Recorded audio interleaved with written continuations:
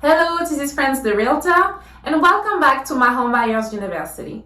In today's video, we will discuss the 5 best steps when buying a house for the first time that no one else is telling you about.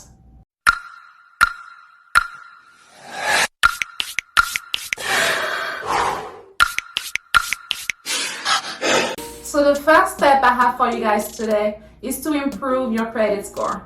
What I mean by that is that you want to show up to this home buying process with a credit as healthy as possible. I usually recommend my clients to try to have a credit score between 650 and 800.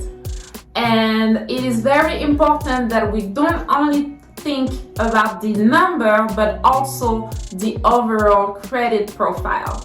Because these lenders, once they pull your credit, and that comes with a small fee, by the way. When they pull your credit, they will look at your credit history, your length of credit, any negative things on your credit, such as collections, late payments, all of that stuff. They will also look at your credit utilization, how responsible you are with your credit. Basically, they really want to know if they do let you borrow this money, this $400,000 or $500,000, are you going to be responsible enough to repay and make those monthly payments monthly? So therefore, they are going to look at everything, every single thing on your credit report.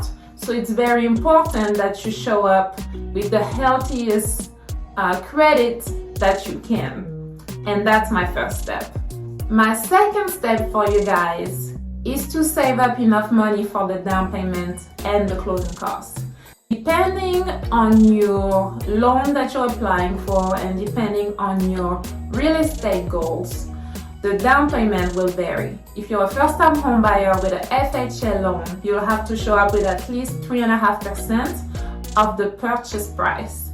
If you're buying a second home, for example, with a conventional loan, you have to put down 5 or 10% down. If you're buying this home as an investment property, you'll have to put 20% down. And if you are a foreign nationals, like for example, I have some clients from France, from Europe, they want to invest in the US with a mortgage loan, the lenders usually ask them to have 30 or 35% of the down payment. And another thing you have to think about is that you will also have to pay for your closing costs. The closing costs, they are an addition of all the fees that it will take for you to close this loan. So sometimes it's, not sometimes, all the time, it's your title fees, your prepaid costs such as insurance or interest. If the home you're seeking is in an HOA community, you'll have to pay some HOA fees, most likely. You'll have to pay ahead for your home insurance. So all those costs add up, and that's what they call closing costs. So my second recommendation to you guys is to make sure you have some money saved up for those things. My third recommendation for you is to make sure you hire a real estate agent that you trust and that has time to show you properties, because a lot of times some realtors, they'll start with you and then they'll get tired, then you have to start over with another realtor, and by that time the market has changed, the interest rates have went up, and you just have to start from square one, which if that happens to you, it is okay. I have had some clients that came to me after falling out with another realtor and that went well.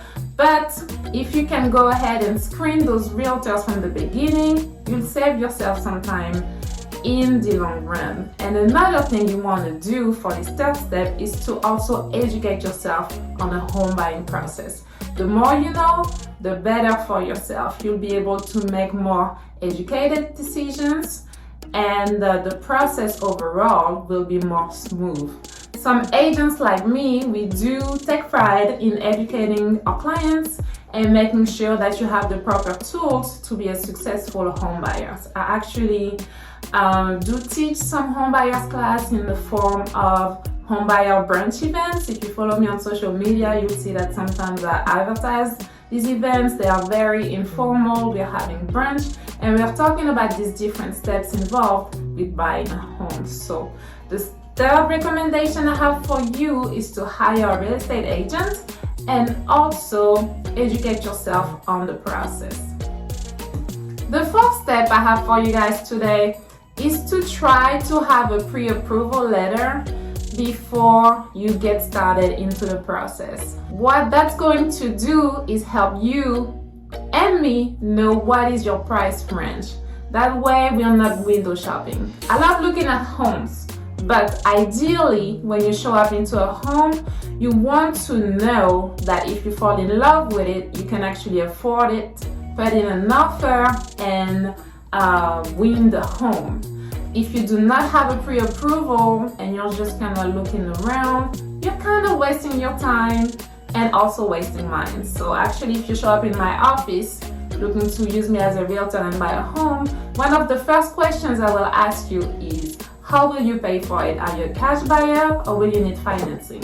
If you need financing, I will ask you to talk to your banker and see what kind of terms and fees they will offer you. And if you don't want to talk to your banker, or if you talk to your banker and you don't like what they're proposing to you, I will suggest some lenders that I have worked with in the past. And depending on your real estate goals, meaning if you're an investor or a first-time home buyer or a foreign national, I will choose some over the other. Usually I make 2-3 recommendations and I just kind of let you talk to everybody and pick the one you would like to use. So that's my fourth step. My fifth and final step for you guys in this home buying process, I would say, is to make sure you tour the homes and make offers. Do not go out there and write offers sight unseen. And actually a lot of the sellers these days, they will not accept your offer if they know that you did not come to see it in person.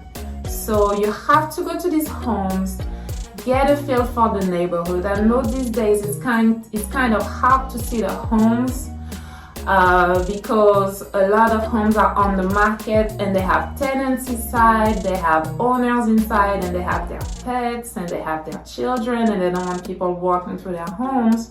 So they only have like one day or one open house and everybody has to show up. If you do not have time to show up during that time, send a cousin, send a friend. I'll go to open houses all the time and make a video tour, and then I'll send it to you during the inspection period. We'll have time to go in that home together, but it is very important that you actually see the house for yourself before you commit to buying it. It sounds like common sense, but there are still today a lot of people that try to buy homes sight unseen, and sometimes they do end up with the home and they are not happy with it. Luckily, it's not my clients because I do make sure that they go and see their homes, but it does happen. So my fifth step for you guys today is to make sure you go see the home before you place an offer. And that concludes my video. I hope you enjoyed it and found it valuable. If you need anything or have any questions or concerns, contact me via email, via Instagram. Leave me a comment down below. I'll try to get back to you as soon as possible. On that note, see you in the next video.